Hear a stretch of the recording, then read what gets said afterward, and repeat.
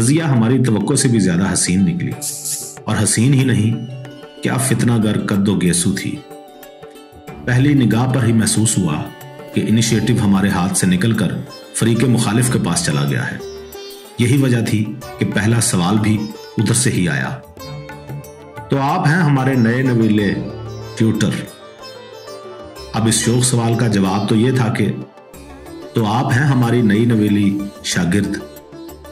लेकिन सच्ची बात है कि हुस्न की सरकार में हमारी शौखी एक लम्हे के लिए मांद पड़ गई और हमारे मुंह से एक बेजान सा जवाब निकला, जी हां, नया तो हूं, ट्यूटर नहीं हूं, मौलवी साहब की जगह आया हूं।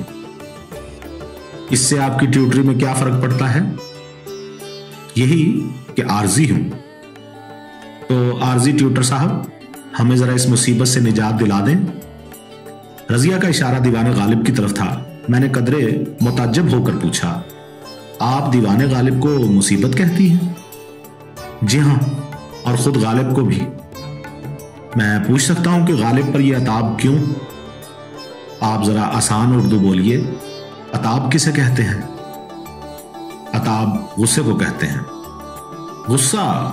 हाँ, गुस्सा इसलिए कि गालिब साहब का लिखा तो शायद वो खुद भी नहीं समझ सकते, फिर खुदा जाने पूरा दीवान क्यों लिख मारा। इसलिए कि लोग पढ़कर लज्जत और सुरूर हासिल करें।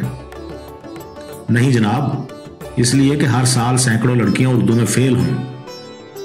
मोहतरमा, मेरी दिलचस्पी फकत एक लड़की में है। फरमाइए, आपका सबक किस गजल पर है? जवाब में रजिया ने एक गजल के पहले मिसरा पर उंगली रख दी, लेकिन मुंह से कुछ ना बोली। मैंने देखा तो गालिब की मशहूर गजल थी, ये न थी हमारी किस्मत कि विसाल यार होता। मैंने कहा, यह तो बड़ी लाजवाब गजल है, जरा पढ़िए तो। मेरा ख्याल है आप ही पढ़ें, मेरे पढ़ने से इसकी लाजवाबी पर कोई नागवार असर ना पड़े। मुझे महसूस हुआ कि विलायत की पढ़ी हुई रजिया साहिबा बातूनी भी हैं और ज़हीन भी, लेकिन उर्दू पढ़ने में गालिबन अनाड़ी ही हैं। मैंने कहा, मेरे पढ़ने से आपका भला ना होगा, आप ही पढ़ें कि तलफ़ुज़ भी ठीक हो जाएगा। रजिया ने पढ़ना शुरू किया और सचमुच जैसे पहली जमात का बच्चा पढ़ता है। ये न थी हमारी किस्मत के विसल। मैंने टोक कर कहा, यह विसल नहीं, विसाल है। विसल तो सीटी को कहते हैं।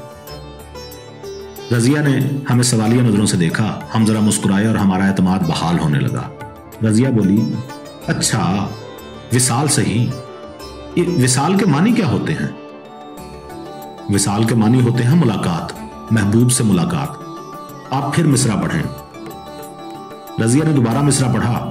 पहले से जरा बेहतर था, लेकिन विसाल और यार को इजाफत के बगैर अलग अलग पढ़ा। इस पर हमने टोका, विसाल यार नहीं, विसाले यार है, दरमियान में इजाफत है। इजाफत क्या होती है, कहां होती है? ये जो छोटी सी जेर नजर आ रही है ना आपको, इसी को इजाफत कहते हैं। तो सीधा सीधा विसाले यार क्यों नहीं लिख देते? इसलिए कि वो उलमा के नजदीक गलत है। ये हमने किसी कदर रौब से कहा। उलमा का विसाल से क्या ताल्लुक है? उलमा का ताल्लुक विसाल से नहीं, जेर से है। अच्छा, जाने दें उलमा को। मतलब क्या हुआ?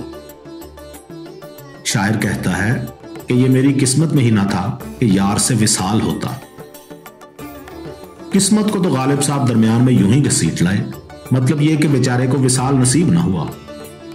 जी हां, कुछ ऐसी ही बात थी। क्या वजह? मैं क्या कह सकता हूं?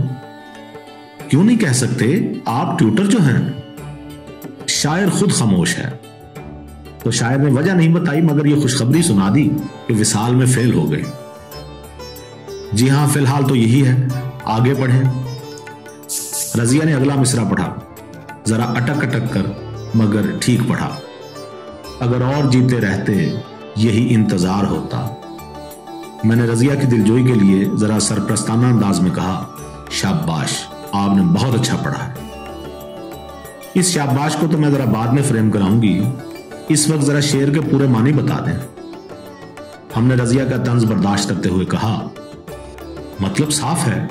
गालिब कहता है किस्मत में महबूबा से विसाल लिखा ही ना था, चुनाचे अब मौत करीब है, मगर जीता भी रहता तो विसाल के इंतजार में उम्र कट जाती। तौबा अल्लाह, इतना लेक ऑफ कॉन्फिडेंस! ये गालिब इतने ही गए गुजरे थे? गए गुजरे नहीं तो गालिब एक अजीम शायर थे। शायर तो जैसे थे सो थे, लेकिन मोहब्बत के मारे में घसियारे ही निकले।